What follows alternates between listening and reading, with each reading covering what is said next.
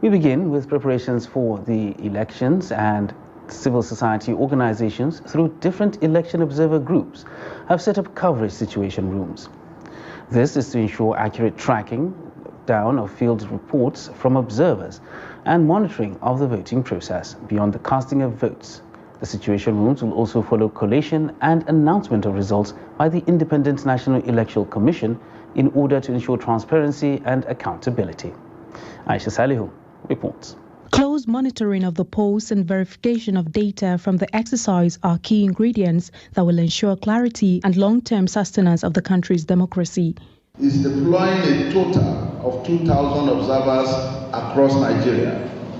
To support our field observers, the CTA has set up a situation room which is opening to follow up with the field reports from observers to generally establish common trends towards gauging the level of compliance with minimum international standards for credible elections. And then we have also set up a checklist that will capture some things that people take for granted.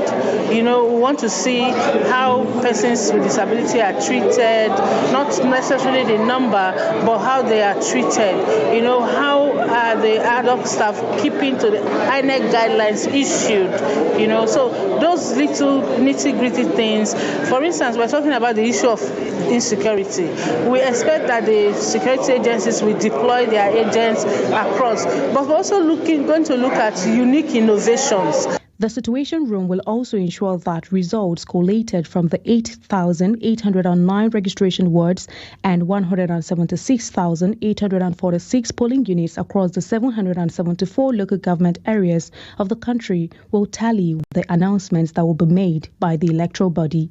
And because we already have access to the INEC result viewing portal, in our own situation room, we have set up our digital items that will help us track those results. So while in the situation room, we will be listening to the chief returning officer, the chairman himself, declaring the results. And as the results are coming in state by state, we'll be able to compare what is happening at the back end with what is happening at the collation room. So we have accredited our members who will sit there on behalf of the expert team that we have here, feeding us information from the situation room as well as feeding us information from the field. There are calls on the security agencies deployed on election duties to conduct themselves with neutrality and professionalism.